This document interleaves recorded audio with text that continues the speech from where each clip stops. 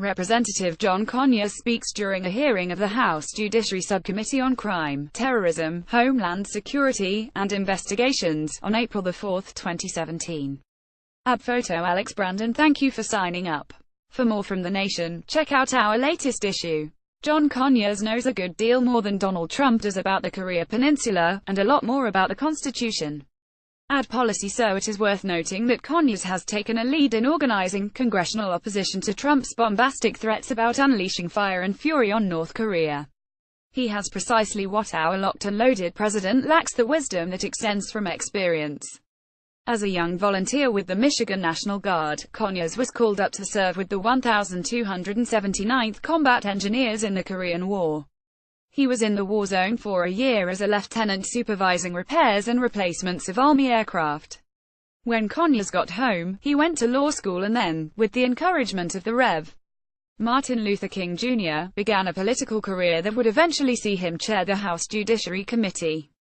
His decades of experience with congressional oversight of successive presidents during the undeclared wars of the 1960s and 70s in Southeast Asia, during Ronald Reagan's illegal interventions in Central America in the 1980s, and during the Bush-Cheney wars in the Persian Gulf have made him an expert on questions about when and how presidents may steer the country into conflict.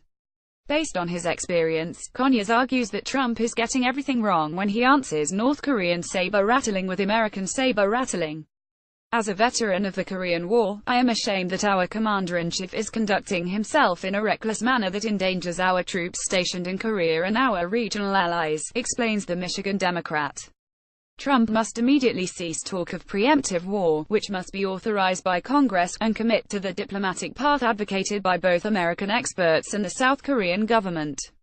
Conyers is right, and his position has attracted considerable support in Congress.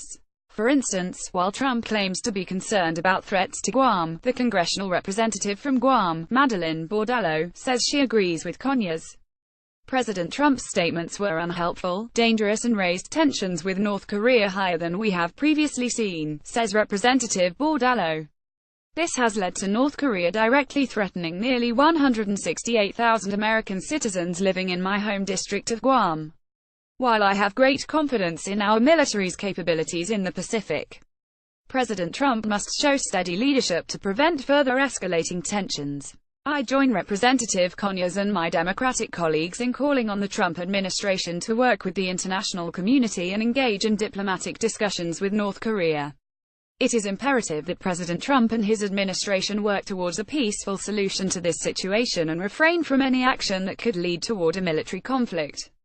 Bordallo joined Conyers and 60 other House members in signing an urgent letter to Secretary of State Rex Tillerson, in which they expressed profound concern over the statements made by President Trump that dramatically increased tensions with North Korea and raised the specter of nuclear war. These statements are irresponsible and dangerous, and also senselessly provide a boon to domestic North Korean propaganda which has long sought to portray the United States as a threat to their people, the House members declared in the August 10 letter. Accordingly, we respectfully but firmly urge you to do everything in your power to ensure that President Trump and other administration officials understand the importance of speaking and acting with the utmost caution and restraint on this delicate issue. Congress and the American public will hold President Trump responsible if a careless or ill-advised miscalculation results in conflict that endangers our service members and regional allies. To allay these concerns, the Trump administration should publicly declare its agreement with the constitutional requirement that any preemptive attack on North Korea must be debated and authorized by Congress. That final line gets to the heart of the matter. Trump lacks the authority to order a preemptive strike on North Korea. While the president has a responsibility to defend the United States when another country attacks, the power to declare war and, in so doing, to authorize the use of force rests with Congress. John Conyers and the other members of the House who have written Trump are obeying the oaths they swore to support and defend the Constitution of the United States against all enemies, foreign and domestic. Donald Trump swore a parallel oath to preserve, protect and defend the Constitution of the United States. Congress should remind him of that by outlining clear limits on the use of force, especially with regard to preemptive and unilateral nuclear strikes. If House Speaker Paul Ryan chooses to try to block action, the threat that his sycophantic relationship with the president should be recognized and addressed by the chamber. If, in the end, Trump chooses to disregard his oath, then he should be impeached and removed from office. Should it come to that, John Conyers will, again, be able to call on wisdom grounded in experience. He is, after all, the last remaining member of the House Judiciary Committee that voted for articles of impeachment against Richard Nixon in July 1974.